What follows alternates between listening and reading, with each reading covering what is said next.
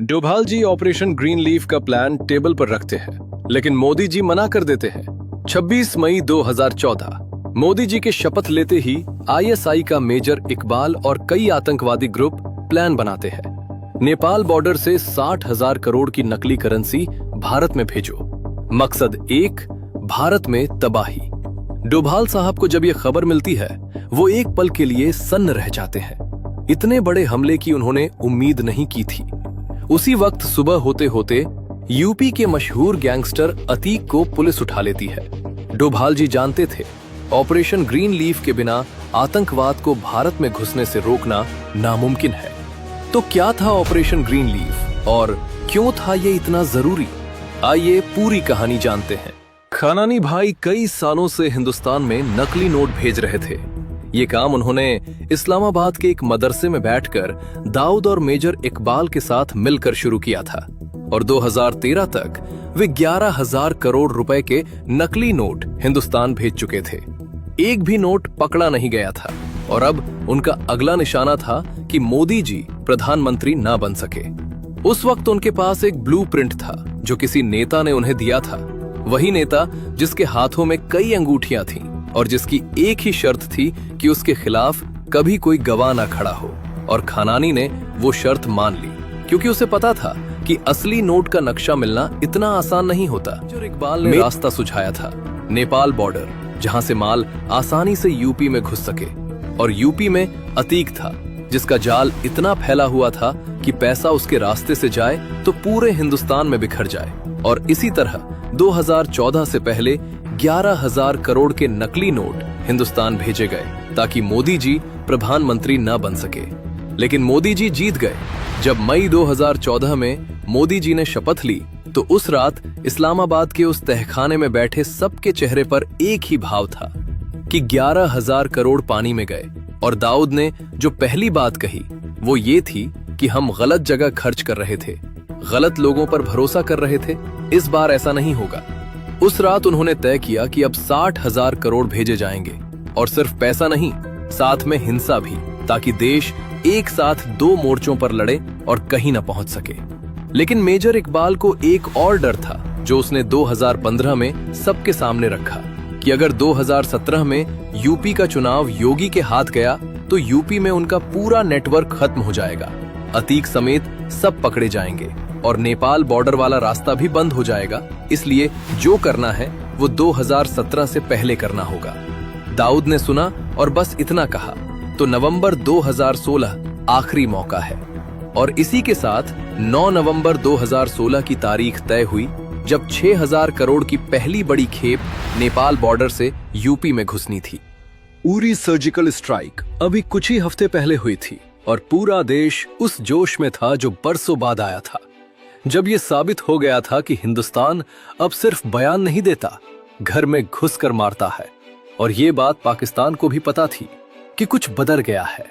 डोभाल जी उस दोपहर अपने दफ्तर के आंगन में टहल रहे थे, जैसे वे अक्सर किसी बड़े फैसले से पहले करते थे, कि उनका एक अधिकारी तेज कदमों से उनके पास आया और रुककर बोला, सर, हमारे एक स्पाई ने खबर भेजी है, पाकिस्तान 60,000 करोड़ के नकली नोट हिंदुस्तान में भेजने की तैयारी कर रहा है। डोभाल जी एक पल के लिए रुके, टहलना बंद किया और फिर धीरे से बोले, 60,000 करोड़, ये बहुत बड़ी रकम है। अगर ये पैसा हिंदुस्तान में आ गया तो हालात बहुत खराब होंगे, बाजार हिलेगा, लोग डरेंगे और जो स्थिरता अभी बनी है वो टूट जाएगी। वो फिर चलने लगे, लेकिन अब उनके कदमों में एक मकसद था। उरी के बाद भी इन्हें अक्ल नहीं आई, लेकिन इस बार हम इन्हें ऐसा सबक सिखाएंगे कि इनकी कभी हिम्मत नहीं होगी। फिर वे उस अधिकारी की तरफ मुड़े और बोले, स्पाई को तुरंत संपर्क करो और ये पता लगाओ कि 60,000 करोड़ के नोट छप चुके हैं या अभी छपने बाकी है, क्योंकि इस एक बात पर सब कुछ निर्भर करता है। अधिकारी मुड़ने लगा तो डोभाल जी ने एक बात और कही, मेरे पास एक प्लान है, ऑपरेशन ग्रीन लीफ। मैं इस बारे में प्रधानमंत्री जी को मनाने की कोशिश करता हूँ। मेजर शोभित शर्मा कोई आज के जासूस नहीं थे। वे कई सालों से पाकिस्तान में थे, उन्हीं लोगों के बीच, उन्हीं की भाषा में, उन्हीं की तरह जीते हुए, और इतने करीब थे कि जिन लोगों की खबरें वे दिल्ली पहुंचाते थे वे लोग उन्हें अपना आदमी समझते थे, उन पर भरोसा करते थे और यही उनकी सबसे बड़ी ताकत थी। वे लियारी गैंग में शामिल थे। खानानी भाइयों से उनके अच्छे संबंध थे और मेजर इकबाल के साथ भी वे कंधे से कंधा मिलाकर काम करते थे और इसी वजह से 60,000 करोड़ वाली खबर सबसे पहले उन्होंने ही डोभाल जी तक पहुंचाई थी। अब उन्हें नया आदेश मिला था, ये पता करो कि नोट छप चुके हैं या अभी छप रहे हैं। मेजर शोभित शर्मा ने एक योजना बनाई। उन्होंने खानानी से मुलाकात की और मेजर इकबाल को भी साथ बुलाया और बातों बातों में ये बात छेड़ी कि नेपाल बॉर्डर का रास्ता अब पहले जितना सुरक्षित नहीं रहा। हिंदुस्तानी एजेंसियां उस रास्ते पर नजर रखने लगी है और अगर इतनी बड़ी रकम उसी पुराने रास्ते से भेजी गई तो पकड़े जाने का खतरा है। मेरे पास कई और रास्ते हैं, ऐसे रास्ते जो किसी की नजर में नहीं है। मैं ये पैसा हिंदुस्तान में सुरक्षित पहुंचा सकता हूं। खानानी कुछ देर उसे देखता रहा, फिर मेजर इकबाल की तरफ देखा और फिर बोला, पहले देखो। खानानी उन्हें एक फैक्ट्री में ले गया। मेजर शोभित शर्मा ने जो देखा वो उन्होंने पहले कभी नहीं देखा था। एक बहुत बड़ा गोदाम और उसमें करोड़ों रुपए के नकली नोट पहले से बंडल बंधे हुए, थैलों में भरे हुए, भेजे जाने के लिए तैयार, बस एक इशारे का इंतजार। नोट छप चुके थे। मेजर शोभित शर्मा ने चेहरे पर कोई भाव नहीं आने दिया। वे वहां खड़े रहे, गोदाम को देखते रहे और मन ही मन वो सब दर्ज करते रहे जो वे दिल्ली को बताने वाले थे।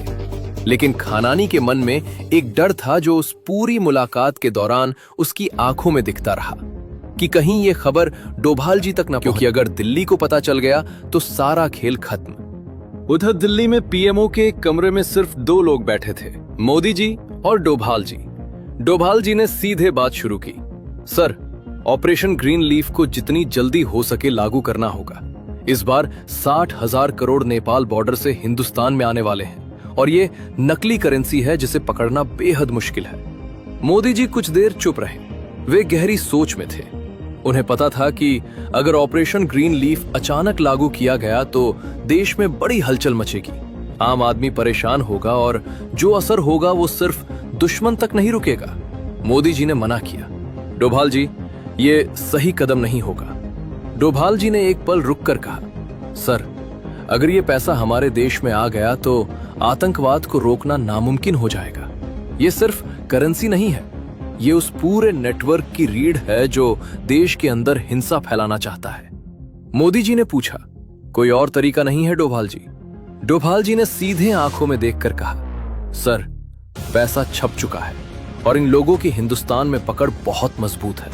यूपी से लेकर बॉर्डर तक उनका नेटवर्क फैला हुआ है। इसके अलावा कोई रास्ता नहीं बचता। फिर थोड़ा रुक कर बोले, लेकिन सर, ऑपरेशन ग्रीन लीफ लागू करने से पहले यूपी में इनका नेटवर्क तोड़ना होगा, क्योंकि जब तक वो नेटवर्क खड़ा है तब तक ये पैसा किसी न किसी रास्ते से अंदर आता रहेगा। कमरे में चुप्पी छा गई। मोदी जी खिड़की की तरफ देखने लगे। बाहर दिल्ली थी और उनके कंधों पर एक ऐसा फैसला था जो करोड़ों लोगों की जिंदगी को छूने वाला था। 7 नवंबर की सुबह मेजर शोभित शर्मा की खबर डोभाल जी तक पहुंच चुकी थी। करेंसी छप चुकी है और 9 नवंबर को वो हिंदुस्तान में दाखिल होगी। डोभाल जी उसी सुबह यूपी के डीजीपी से मिले। कोई लंबी बैठक नहीं, कोई फाइल नहीं, सिर्फ एक निर्देश। पीएमओ से आदेश है, अतीक को जितनी जल्दी हो सके गिरफ्तार करना है। डीजीपी ने एक पल सोचा, फिर बोले, सर, अतीक का नेटवर्क बहुत बड़ा है। उसके पास ग्राउंड इंटेलिजेंस है, लोकल मूवमेंट पर पकड़ है और उसके आदमी हर थाने के इलाके में फैले हुए हैं। अगर हम बिना प्रॉपर सर्विलेंस और कॉर्डन के उसे अचानक उठाने की कोशिश करेंगे तो सांप्रदायिक तनाव और दंगे का खतरा है। डोभाल जी ने उन्हें सुना, फिर सीधे बोले, ये देश की सुरक्षा का सवाल है। अगर ये नहीं किया गया तो जो गड़बड़ी होगी वो किसी दंगे से बड़ी होगी। इसलिए जो भी तरीका अपनाना हो अपनाओ, जो भी रिसोर्स चाहिए मांगो, लेकिन ये काम जल्द से जल्द होना चाहिए। डीजीपी समझ गए कि ये एक रूटीन अरेस्ट नहीं थी, ये एक ऑपरेशन था जिसमें देरी की कोई गुंजाइश नहीं थी। उन्होंने वापस जाते हुए अपने स्पेशल टास्क फोर्स को अलर्ट पर रखने का आदेश दिया। सर्विलेंस टीमें तैनात हों, मूवमेंट ट्रैक हो और जैसे ही मौका मिले ऑपरेशन शुरू हो। एसटीएफ के अधिकारियों को उसी रात एक क्लोज्ड डोर ब्रीफिंग दी गई, जिसमें सिर्फ इतना बताया गया कि टारगेट की लोकेशन कंफर्म करो, उसकी मूवमेंट का पैटर्न समझो और किसी भी हालत में कोई लीक नहीं होनी चाहिए, क्योंकि अगर अतीक को जरा भी भनक लगी तो वो अंडरग्राउंड हो जाएगा और फिर उसे निकालना और भी मुश्किल होगा। डीजीपी जानते थे कि ये ऑपरेशन सिर्फ एक गिरफ्तारी नहीं थी, ये उस पूरे नेटवर्क की कमर तोड़ने की पहली कड़ी थी और इसे अंजाम देने के लिए उनके पास सिर्फ 48 घंटे थे। उस रात इस्लामाबाद में खानानी के गोदाम में जो हलचल थी वो किसी और रात जैसी नहीं थी। दर्जनों आदमी एक साथ काम कर रहे थे। नकली नोटों के बंडल बक्सों में बंद हो रहे थे, बक्से ट्रकों में लोड हो रहे थे और खानानी खुद वहां खड़ा था, एक एक खेप पर नजर रखते हुए, क्योंकि इस बार दाऊद की चेतावनी उसके कानों में गूंज रही थी। उस शाम दाऊद ने उसे अलग से बुलाया था। कोई लंबी बात नहीं हुई। दाऊद ने सीधे उसकी आंखों में देखा और कहा, तूने मेरे 11,000 करोड़ डुबोए, वो पैसा गया और काम भी नहीं हुआ। मोदी फिर भी बैठा रहा। अब अगर इस बार भी कुछ ऐसा हुआ तो सही नहीं होगा। खानानी कुछ नहीं बोला। वो जानता था कि इस वक्त कोई सफाई काम नहीं करेगी, सिर्फ नतीजा करेगा। इसलिए उसने सिर हिलाया और गोदाम की तरफ चला गया। रात के 2 बजे तक अधिकतर ट्रक लोड हो चुके थे। हर ट्रक में करोड़ों रुपए के नकली नोट इस तरह से पैक किए गए कि ऊपर से देखने पर आम सामान लगे और नीचे से नहीं दिखे और बॉर्डर पर रूटीन चेकिंग में निकल जाए। लोडिंग खत्म होते ही मेजर इकबाल ने अतीक को फोन किया। सुनो, 8 नवंबर की शाम को सभी ट्रक नेपाल बॉर्डर पर पहुंच जाएंगे और 9 नवंबर की सुबह 4 बजे तुम्हें हिंदुस्तान की तरफ से ट्रक अपने कब्जे में लेने हैं। अतीक ने फोन रखा, अपने भरोसेमंद आदमियों को इकट्ठा किया और बॉर्डर की तरफ रवाना होने का हुक्म दिया। 8 नवंबर की शाम इस्लामाबाद की उस फैक्ट्री में सभी ट्रक तैयार खड़े थे, नोटों से भरे, बंद, रवाना होने का इंतजार करते हुए। बस एक आखिरी हरी झंडी की देर थी। मेजर शोभित शर्मा भी वही थे, उन्हीं लोगों के बीच उसी फैक्ट्री में, चेहरे पर वही भाव जो पिछले कई सालों से लगाए हुए थे, लेकिन मन में वो सब दर्ज करते जा रहे थे जो दिल्ली को जाना था। उधर तराई में अतीक के आदमी भी तैयार थे, बॉर्डर के पास चुपचाप ट्रकों का इंतजार करते हुए।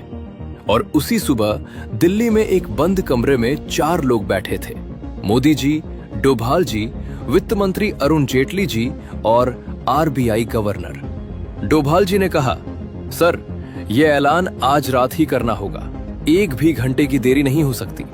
मोदी जी ने एक बार सबकी तरफ देखा, फिर धीरे से सिर हिलाया। फैसला हो गया था। उसी वक्त यूपी में एक पुलिस टीम पूरे दस्तावेज और वारंट लेकर निकली थी। एसटीएफ के जवान प्लेन क्लोथ्स में, अतीक की लोकेशन कंफर्म हो चुकी थी और ऑपरेशन शुरू हो गया था। कुछ ही देर में अतीक पुलिस की गिरफ्त में था। इस्लामाबाद में दाऊद, मेजर इकबाल, खानानी भाई और कई और लोग एक कमरे में बैठे थे, ट्रकों के बॉर्डर पार करने का इंतजार कर रहे थे, घड़ी देख रहे थे और रात 8:15 हो चुके थे। तभी एक आदमी भागता हुआ कमरे में घुसा। उसकी सांसें उखड़ी हुई थी। भाईजान, टीवी पर देखो, क्या आ रहा है। सब एक साथ टीवी की तरफ मुड़े। स्क्रीन पर मोदी जी थे, सीधे देश को संबोधित करते हुए, और वो ऐलान कर रहे थे कि आज रात से 500 और 1000 के नोट।